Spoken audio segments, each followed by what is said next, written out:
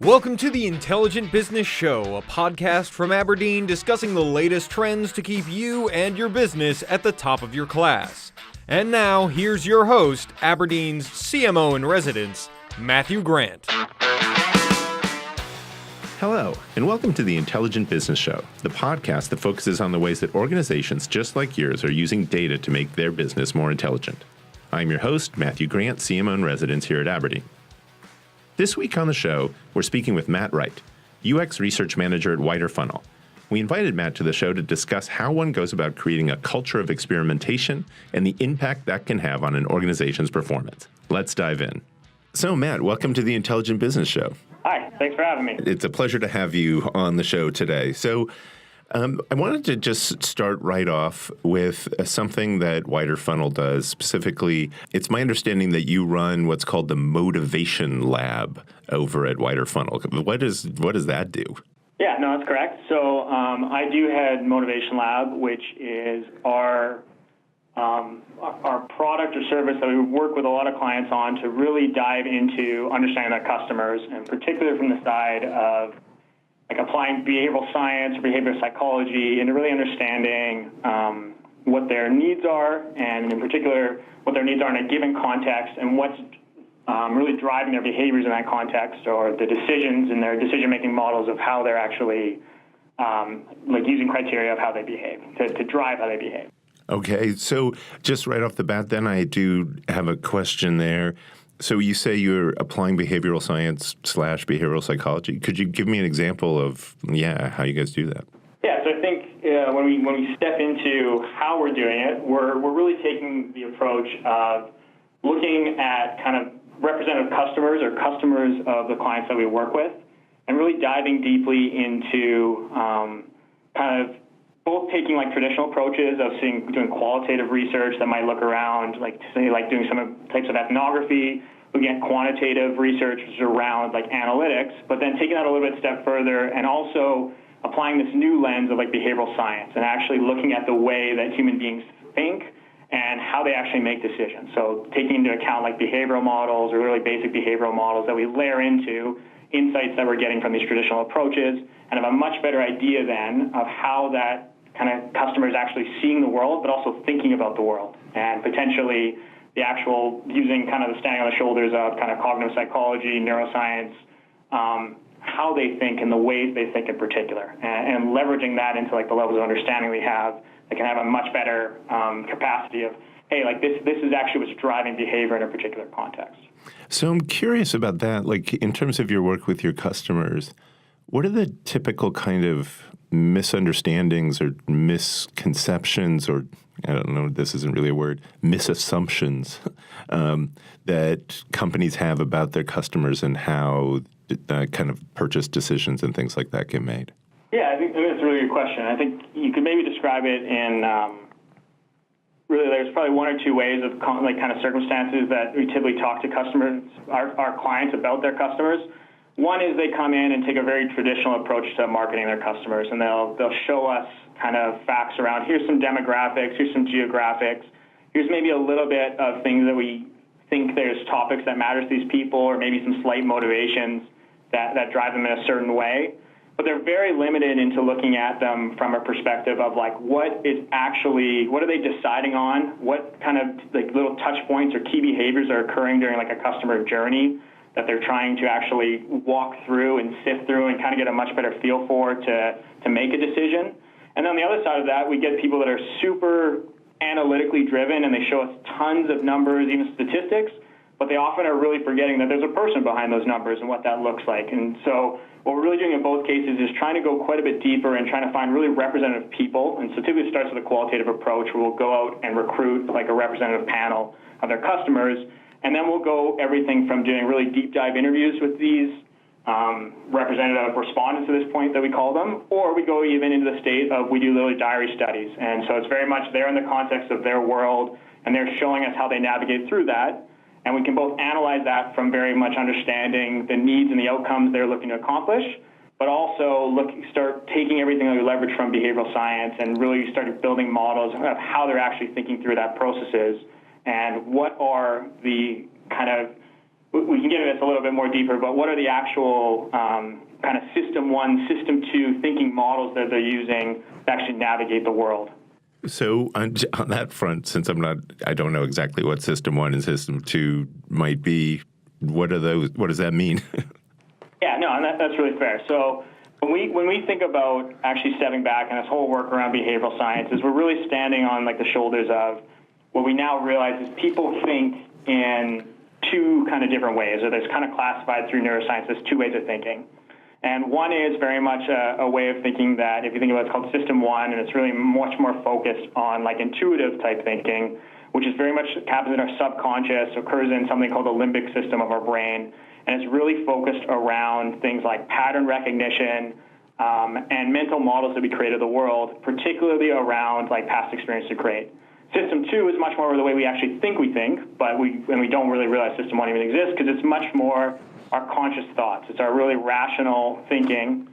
And what's fascinating about this when we kind of dive into the topic is the dominance of System 1 over System 2. And that really just comes down to like an evolutionary perspective of how the amount of data we can process through System 2 is actually quite limited because it's so energy intensive. And so System 1, these little subconscious decisions that we're making based on these mental models we create and these learned associations over time and these patterns are really influential in every step of the decision. And so what we're using is models to start understanding in different contexts how customers are really, like what models they're representing in terms of actually understanding the world around them and how they actually can take those inputs and use them to make decisions. Right. No. I mean, I'm familiar. I know enough about a lot of things, I guess, to be dangerous, including cognitive neuroscience and behavioral psychology. So yeah, I am familiar with the notion. People have been talking about it for a little while now about the decision-making process being primarily unconscious, and then the System 2 stuff usually is rationalizing decision that already happened. But then it raises an important point for marketers in the sense that the decision-making process that your customers are going through, your customers might not even be aware of it, of how they're making a decision.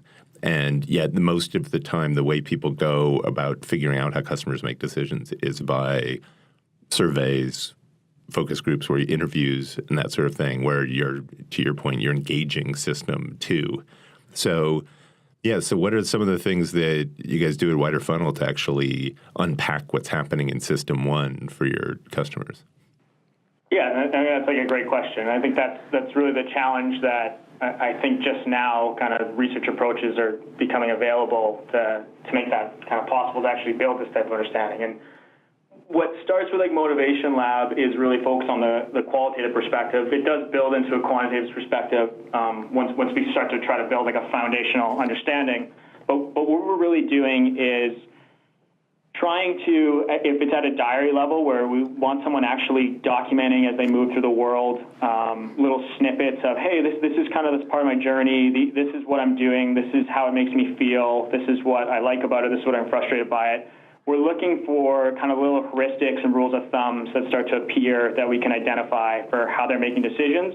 And then in particular, around like these mental models, the emotional associations that they're creating. So we actually start diving into that. We're then relating them into models around like what are the emotional systems of the human brain.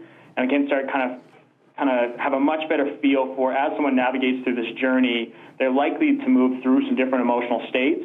What are these associations that they're actually having with that? Maybe that's they're really looking to get a deal or have a feeling that they're creating value, or maybe they're really scared that they're making the wrong choice, or they don't trust either the service provider or the product manufacturer that they're actually looking to buy from.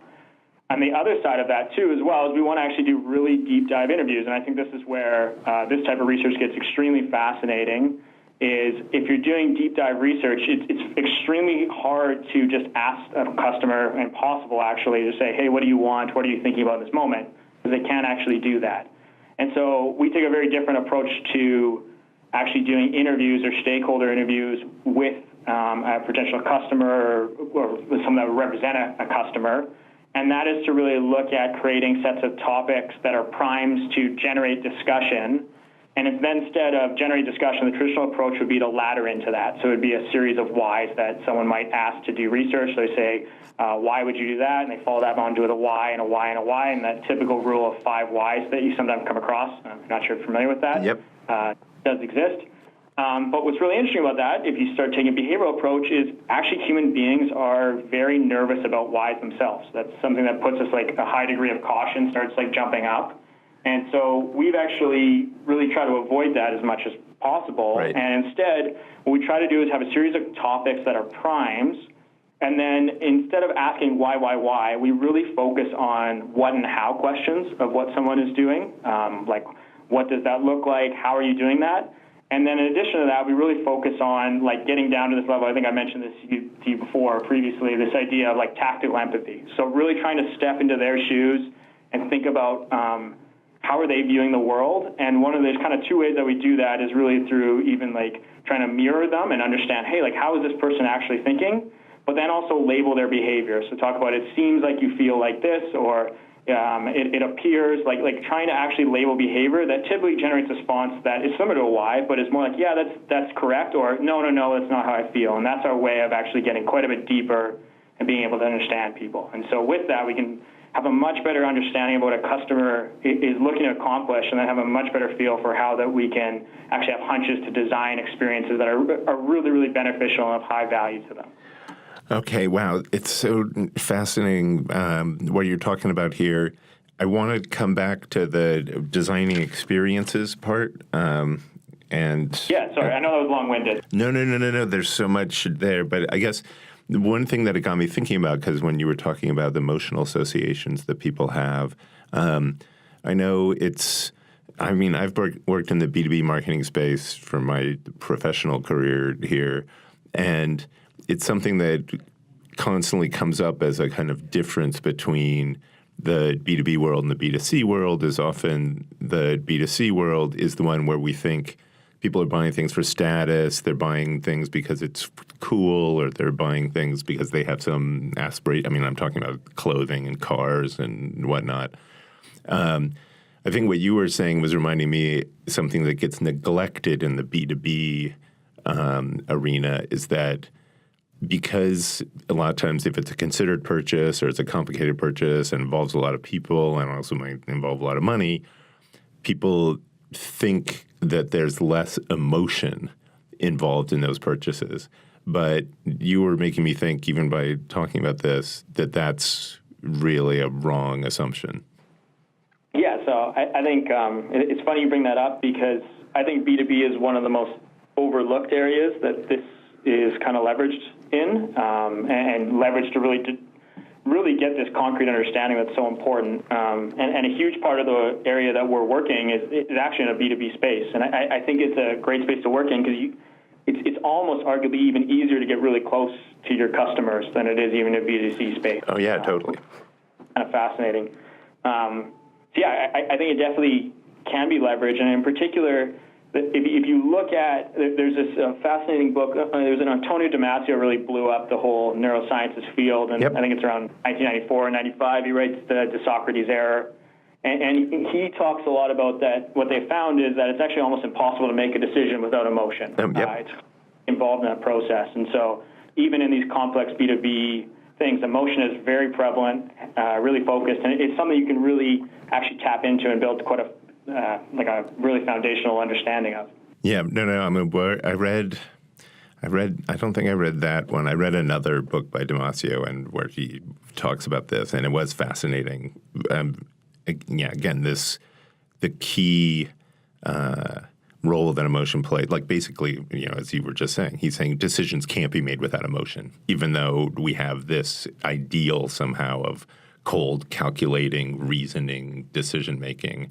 But as the stories he tells in the book, patients who actually suffer from having hard times with feelings and emotions is they literally can't make any decisions at all. But yeah, I was thinking too I think you're absolutely right, because the B2B in many cases, B2B purchasing and selling ends up being person to person, where there's a lot of salespeople are involved and all these other things. The emotions that get played out there are the ones I think you touched on.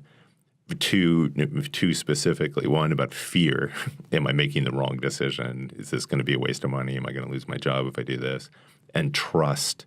I'm making a leap of faith here on some level, especially when I'm buying a new system or a more complicated system that I've used before. And I think people might think of as emotional, but I don't think people think about trust as much in terms of the emotional significance of that as a feeling in the purchasing process.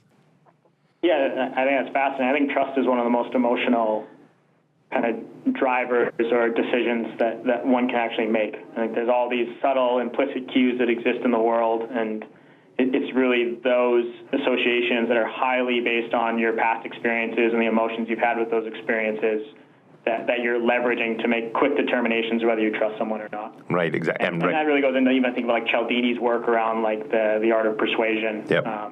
Really jumps into my mind immediately.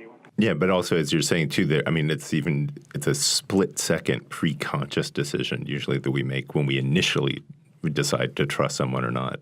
Of course, things can happen along the way that make us revise that. But I think as a lot of the research, as you're saying, is showing a lot of the decisions we make, I want to say not to do things, but let's say decisions about how the world works that goes into making these mental models, which themselves, I think you're also saying, are unconscious.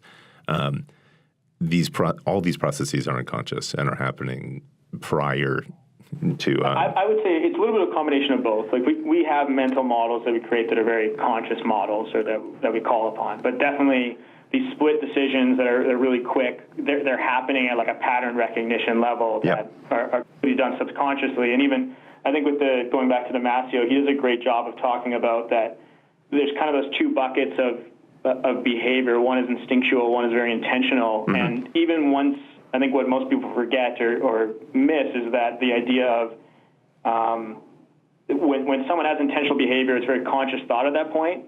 A lot of that information has already been pre-processed at that intuitional, that pattern recognition, emotional, mental model level, and it's deciding what you should have time to actually. It's the gatekeeper for what you can actually think about consciously, but it's also adding all of its bias to that point as well. And that's where it gets really fascinating and really important to build that understanding. So going back to something you mentioned a little earlier about experiences, because you were saying the purpose of doing all this stuff, of figuring out what motivates people, what kinds of mental models are they using to make decisions and negotiate the kind of choices that they have to make. One purpose of this is to design experiences, you said, for your customers. Can you unpack that a little bit? What do you mean there? Yeah, and I think an experience can be multiple things. And it can be everything from actually like a product or a service itself to also like the journey around either selecting or using that product or service. So all of those I would describe, there's multiple kind of touch points or behaviors that someone is doing or outcomes they're looking to accomplish during a particular journey. And so what we're trying to do is both identify what are those key behaviors or outcomes that are occurring, and then also step into, okay, like how is someone actually thinking about each one of those? And then how can we make a design actually for like each of those experiences or optimize it over time to actually be like that really fits and it resonates is typically the term we use, that each of those resonates with a customer or a customer segment in particular. Right. And so this, actually, even as you were responding to that question, I was realizing the first level, as I said, you had said, we need to understand customers so we can design experiences for them. But as I recall, even as you said right at the top, the part of the goal here of understanding customers is, ultimately, you're trying to do something with them, buy your product or continue to use your product or recommend your product to somebody else. And that, as I understood it, trying to understand these customers is what allows you to then start experimenting with tactics that will actually allow you to either influence customers so that they'll do what you want or achieve whatever business goal you have. Am I getting that right? Yeah, the only thing I would maybe just the slight correction would be Fair not enough. so much what what we want them to do, but what they're looking to accomplish, like create the best experience for them. So it's still very much based on their like needs and kind of a particular context or outcome they're looking for. But exactly to your point, what we start with is an understanding, and what we can start with just this foundation of saying, okay, we have a much better feel for context that they're in, how they're thinking, but then the next stage of that is, okay, we can come up with some hunches or ideas or concepts of what that might look like, but then it's taking that and actually then validating, okay, do those actually fit with what we understand that their mental models are what they're looking for? But then actually that design process is quite tricky, and that's where experimentation really, really is important, taking an approach of coming up with context, designing what you maybe could be called like a minimum viable product or minimum viable service, and then rapidly kind of both testing and iterating that. And both that does two things. One, it improves like actually the design of the experience, but all of that should be generating insights that then also feed back into this foundational kind of understanding that we created. And so we're not only using it to design, but also better understand like customers and their particular context as well. And I do want to come back to this, especially the importance of experimentation. But I did want to, as I said, the goal is we're trying to get them to do what we want as from a business perspective. And then you said, well, I know the interesting thing, I guess, is you had said no part of this goal or the correction was that we need to think about what that your customer prospect is looking to accomplish. Now, I guess so. And this is where marketing ends up playing two roles, and maybe it's also where B2C and B2B may have their most strong split, in the sense that in the B2B world, you need to align your products with what customers are trying to accomplish, because you're selling into a context of use, I would say. Most of what you're selling in the B2B world it's a tool of one way or the other that someone's using to achieve their goal, as opposed to in the B2C world, where sometimes you're selling tools, sometimes you're selling food, sometimes you're selling candy and cigarettes, and sometimes you're selling a lifestyle concept. And so I think the layman's understanding of marketing on some level involves the generation of artificial needs. And so I think my talking about that and trying to get people to do something that might not have even occurred to them that they wanted to do, part of marketing is trying to get people to want something that they didn't even know they wanted, or maybe didn't even know existed. I know that sounds very cynical. Yeah, I think it's really interesting. I think this is kind of one of the fascinating things about marketing and the different ways to look at it. I think there still is like a degree of it's getting down to like one thing that I always try to strive and think about is at one level there's probably like a functional aspect or a functional outcome that a customer or even a B2C is looking for, and maybe they're not aware of it yet. Right. But there's also all these little emotional outcomes that they're looking for, and I think that understanding of those also, typically all functional outcomes also have emotional outcomes associated with them, and it's more if we can understand that. I think even deep down they're looking for those things, and maybe it's not awareness of like the product or service exists that's out there to kind of satisfy that outcome, but we're really trying to tap into understanding those. And again, it's not a form of, I don't think there's any way to force people to do something they don't want to do. It's more just uncovering that and then making sure that is ideally as satisfactory of an experience, or even going way beyond that, delightful of an experience for them as possible. Right. And that really comes building that understanding. No. And I think that makes sense, that there's always a way to look at it is, I know you're trying to accomplish this thing, person, whether it's in your personal life, with your family, at work, or for your business. What you probably didn't know, person, was that if you did this thing you hadn't even thought about before, it will help you accomplish that emotional outcome. You want to feel good about yourself, you want to feel accomplished, et cetera. So I think you're right there.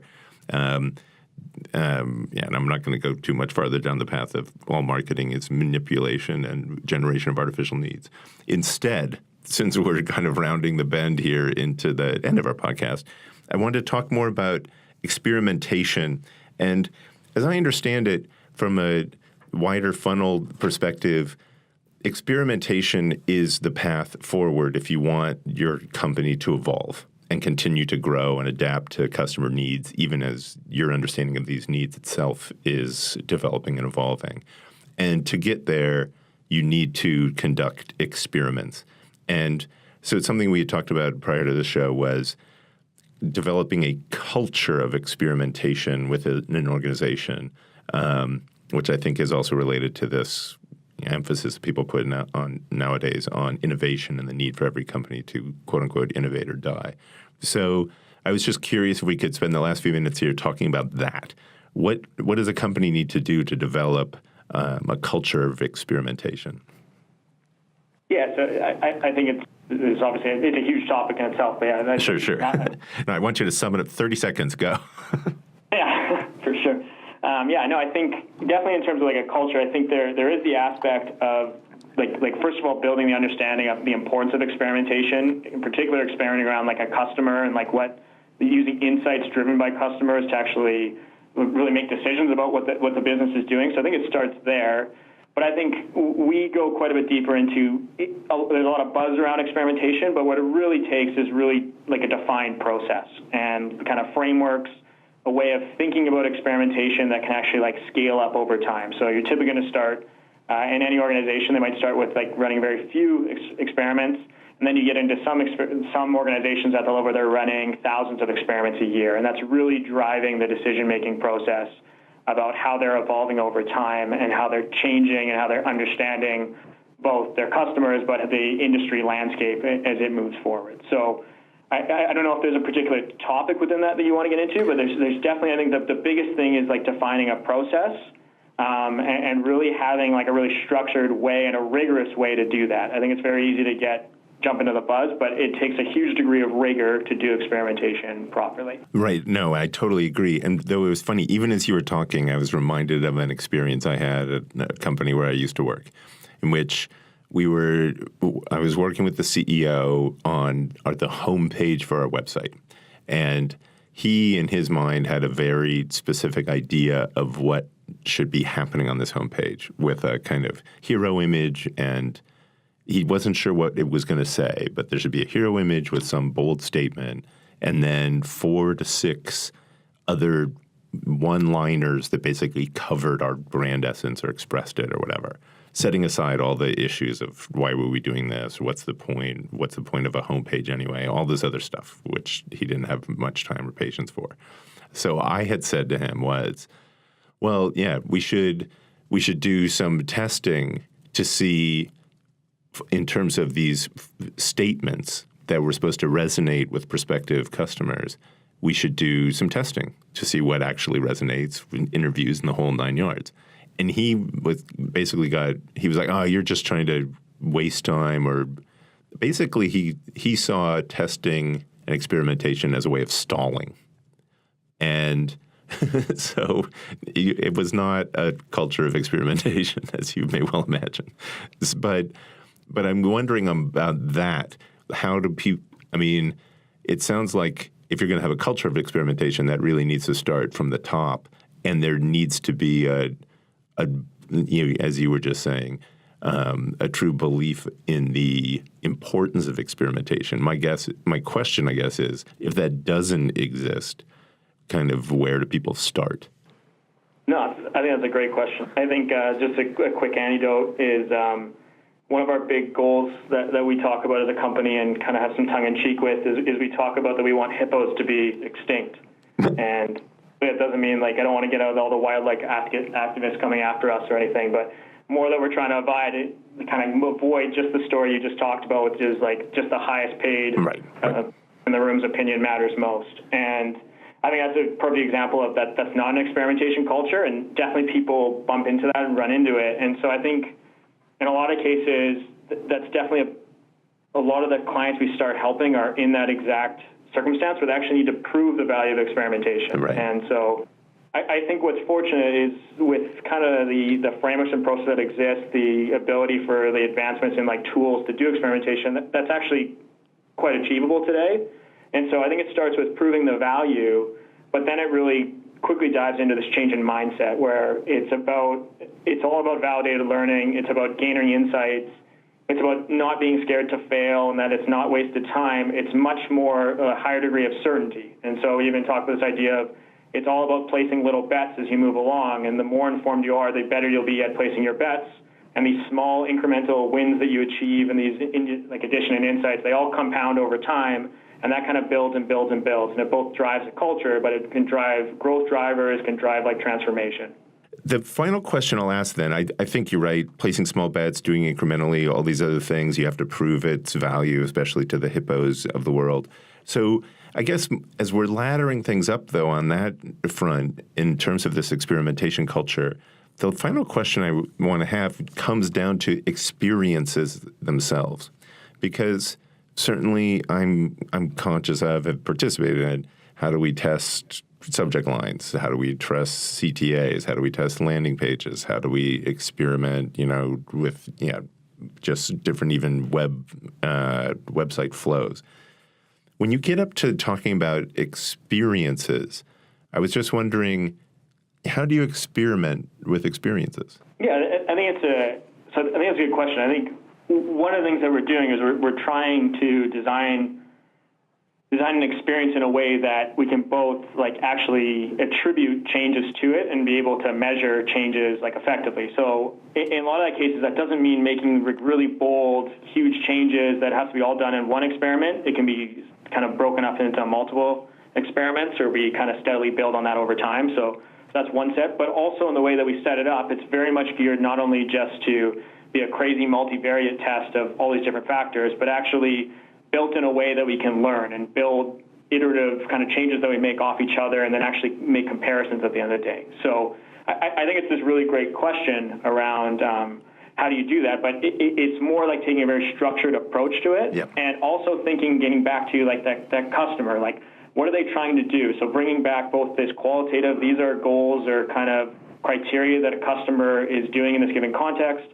How can we then design different variations of this experience and actually test that relative to these different customer groups? And you can go, I think there's a whole bunch of levels of maturity, and we talk about accelerating up and maturing an experimentation program a lot in our company.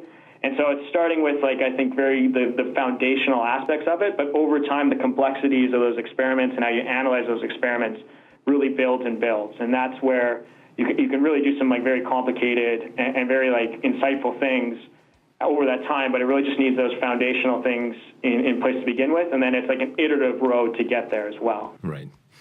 Wow. A great conversation, Matt. You got me thinking about a lot of stuff. I hope you, listener, are thinking about a lot of stuff too. And I just want to thank you, Matt, for being on the show today. Yeah, thank you so much for having me. I really enjoyed that. Thanks for listening, everybody. Next week, we'll be talking with Aberdeen's own Zach Chertok. Zach's practice focuses on human capital management, and we'll be discussing how data and advanced metrics are changing the landscape in human resources. You won't want to miss it. Thanks for listening to this episode of the Intelligent Business Show. You can find this show on iTunes and Spotify, as well as on YouTube. And be sure to follow us on Twitter at Aberdeen_show. And if you want to know what's going on in your market space, be sure to check out Aberdeen.com.